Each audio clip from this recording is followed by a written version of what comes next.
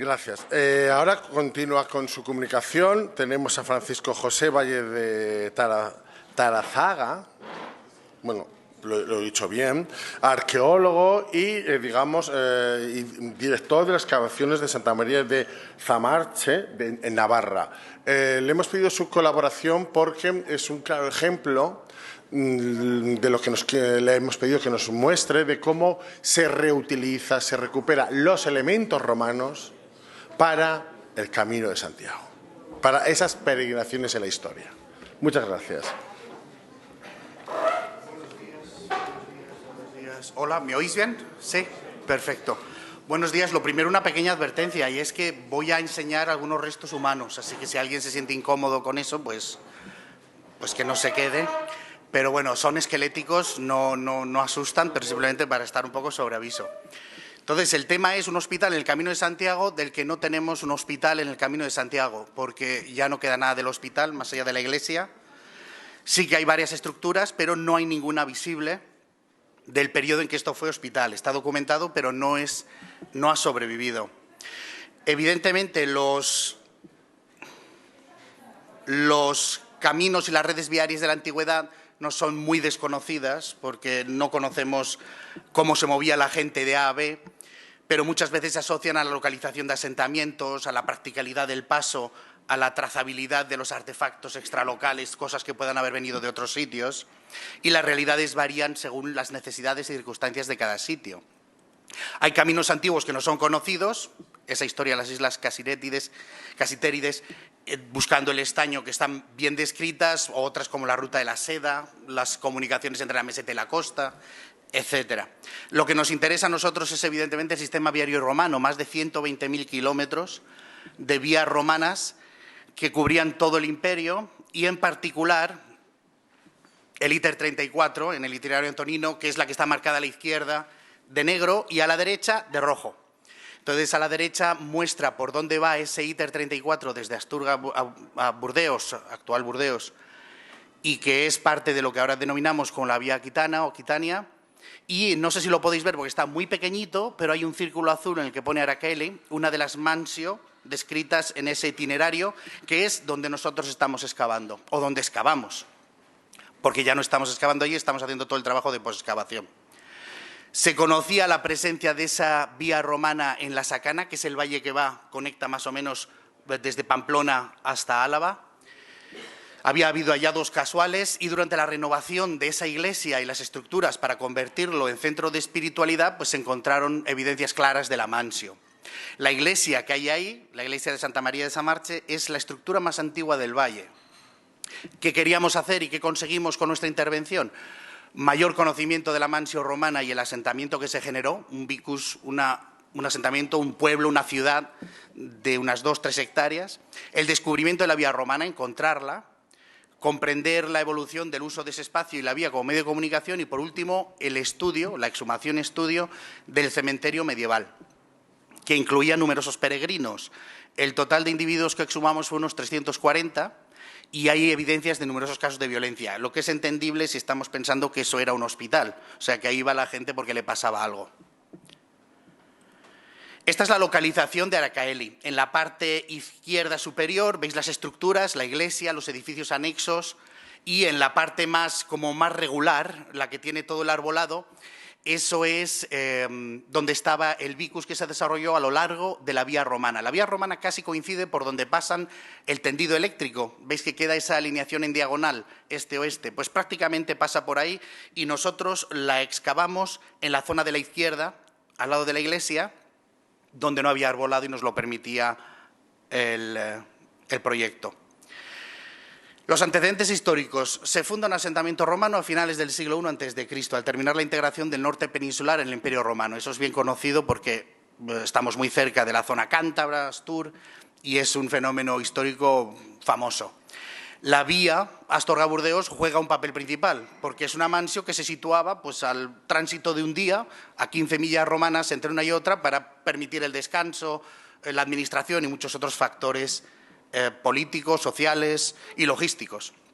Así que se funda ahí la mansio de Araquele, que probablemente fue primeramente ocupado por veteranos de las legiones, que eran los que asumían estas funciones de romanización en los territorios recién integrados. Sirvió como centro administrativo, hemos encontrado muchos elementos que así lo demuestran, y evolucionó para convertirse en un lugar mayor, probablemente atrayendo la población local, que bajaron de otros lugares para el dinamismo económico, la actividad que había ahí permitía desarrollar pues, una labor, una profesión y ganarse la vida. Hay una evidencia de destrucción alrededor del año 280 después de Cristo, no es singular, muchos asentamientos romanos lo tienen.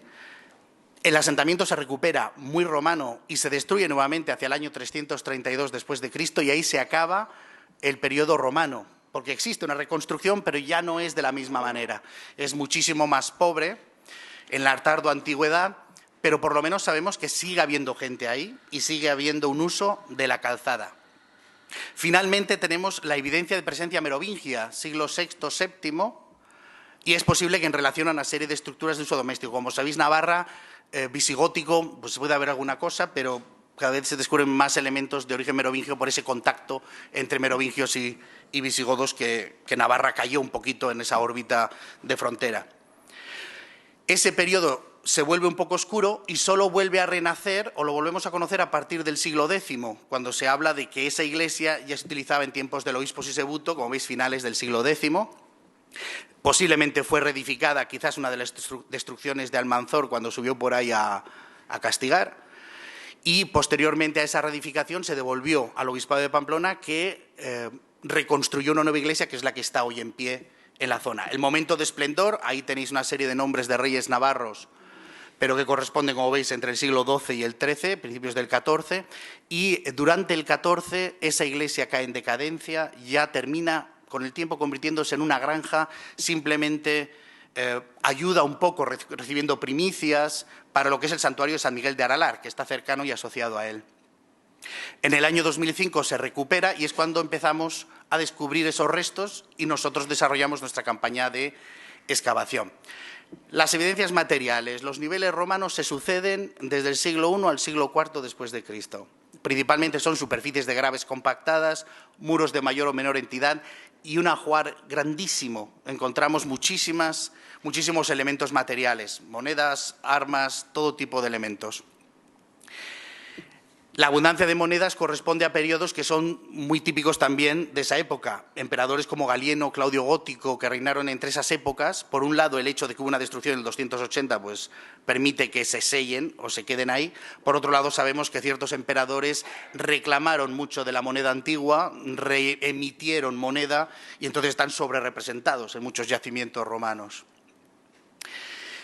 La segunda destrucción dejó un rastro de arcillas rubefactadas y maderas calcinadas. Aquí podéis ver un poquito mejor, en la fotografía de arriba a la izquierda, veis lo que son las vigas del Opus Creticium, un poquito lo que veis en la fotografía de la derecha, una reconstrucción en la fotografía de la derecha, y también podemos encontrar no solamente los restos de la madera calcinada, también incluso el lucido, incluso la decoración y la pintura. En otras palabras, la reconstrucción después de la primera destrucción era terriblemente romana, o sea, se hizo a la romana y seguía siendo un yacimiento romano abierto a esa vía de comunicación, que era la carretera. Ahí tenéis la vía romana de Zamarce, es la ITER 34, esta es la vía aquitana. Como veis, en la parte baja de la fotografía, esas piedras marcan el límite, es una carretera que mide unos 6 metros, 6,40 de ancho, así que tiene una anchura bastante grande. Ayer se nos habló, estuvimos viendo el sistema de construcción que no era tan idealista como se suele tener de esas losas, sino que vimos una demostración práctica de cómo se hacían las verdaderas carreteras romanas y esta sigue ese sistema. Entonces veis las piedras que marcan el límite y después la superficie de gravas compactadas que están marcando la superficie de rodadura. Donde veis los jalones rojos y blancos, inmediatamente al norte veis los edificios de la Mansio, en este caso la vía romana, de la que a través de catas y prospecciones geofísicas por magnetometría hemos identificado más de 300 metros. Es una vía romana que atraviesa el asentamiento y que se planteó justo al lado de la Mansio. Por cierto, en esa esquina precisamente de ese edificio nos salió un pequeño bebé romano que había sido enterrado siguiendo unas tradiciones antiguas. Cuando morían muertos o morían al poco de nacer y no eran personas, pues se les enterraba en un espacio doméstico.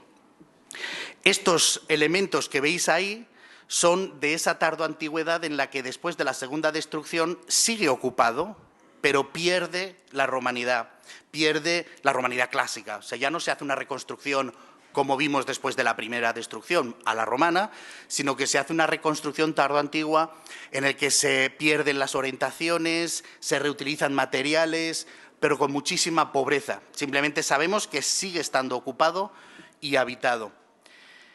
Y, por cierto, en la fotografía de la vía romana os he puesto también una moneda. Eso es un tremis merovingio y más o menos es lo que cierra la cronología de época antigua. A partir de ahí, época antigua, medieval, pero a partir de ahí tenemos que ir al medieval del siglo X. La versión más antigua de la iglesia es la que encontramos debajo del ábside moderno. Ahí podéis ver el ábside anterior, un poquito más estrecho que la iglesia actual. Y a partir de ahí continúa la historia de la iglesia, ya documentada históricamente, como os lo he dicho al principio. Hemos visto la vía aquitana, relacionada con ese asentamiento romano.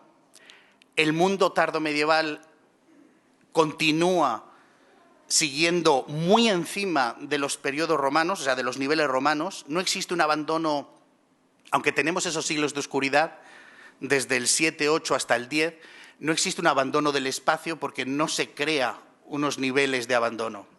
Pero no existen restos que podamos cuantificar. Tampoco lo hemos abierto todo. Evidentemente, la arqueología solo nos da la recuperación de lo que está disponible y lo que está accesible, ¿no? Pero os vamos a decir un poco cómo en ese cementerio encontramos a esos peregrinos que transcurrían por la vía aquitana. Esta es una visión de conjunto del cementerio medieval. Los enterramientos no están todos datados, pero rondan entre, por lo menos los que tenemos ahora estudiados, el siglo X y el siglo XIV.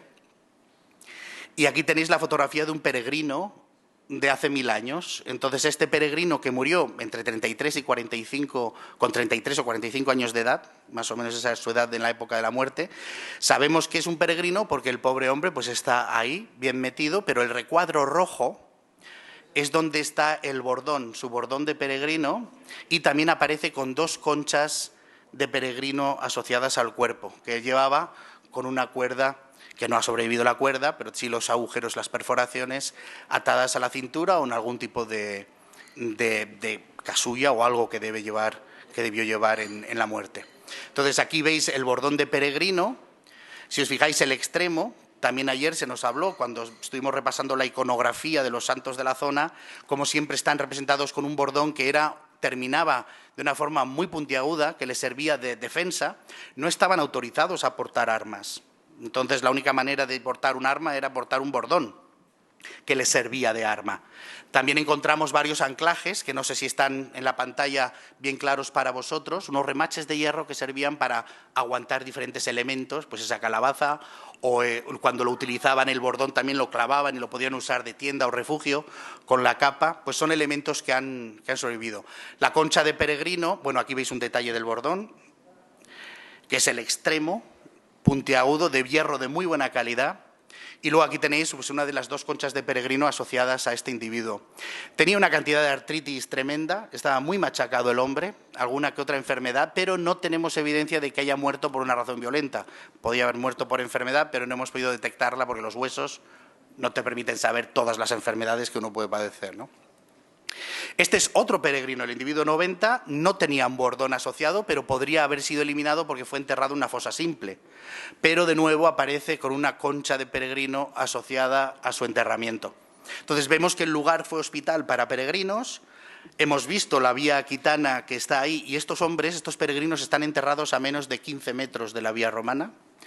Es obvio que esa era una zona de peregrinaje. Entonces yo creo que ese asunto está, después de todas las presentaciones que hemos tenido, más que bien establecida. Pero en ese hospital, como os he dicho al principio, hay mucha evidencia, o en ese cementerio, hay mucha evidencia de violencia.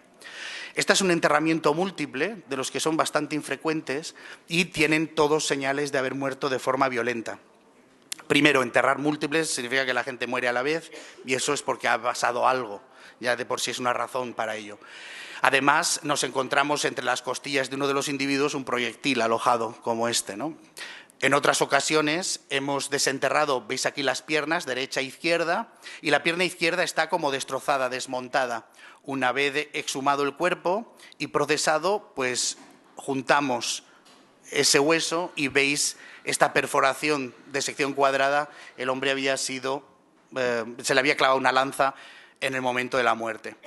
En otras ocasiones, esta es una perforación de un cráneo por un flechazo, o incluso formas más grotescas. En esta mandíbula podéis apreciar en la parte de abajo los cortes ocasionados con el degollamiento. Entonces, tenemos evidencia de muchísima violencia a lo largo de ese camino. ¿Era un lugar peligroso? Pues probablemente era un lugar peligroso. Muchos peregrinos no sobrevivieron, otros no eran peregrinos, podían ser simplemente resultados de combates locales, pero la peregrinación, el peregrinaje, era una actividad de riesgo. Era evidentemente... se entiende por qué se tuvieron que generar estas órdenes militares para defender a los peregrinos y crear una estructura, un sistema que permitiese la peregrinación. Conclusiones. Tenemos la certeza del uso de esta vía fundada por los romanos desde el siglo I a.C. en época medieval hasta el 7-8, ese periodo relativamente oscuro, pero vemos que a partir del siglo X se adelanta y se colocan estos hospitales, como en el caso de la Mansio de Aracaele y en Samarche, en los mismos lugares donde estaban en época romana, es decir, en los mismos periodos temporales, a un día de distancia, lo que nos hace asumir que precisamente se seguía utilizando con el mismo propósito, gente que se desplazaba en ese sentido, y sabemos lo que había al final de la vía. Entonces era obvio que para el peregrino era una estructura muy práctica. Los peregrinos recibían atención en Santa María de Samarche, aunque esa atención pudiera limitarse a cuidarles un poco, tener un poco de alojamiento y en ocasiones, pues sencillamente ser el lugar del descanso final. No sabemos si fueron a la ida o a la vuelta. Los pobres hombres, vamos a asumir que fueron a la vuelta y por lo menos llegaron a Santiago y completaron su periplo. Eso es todo. Gracias.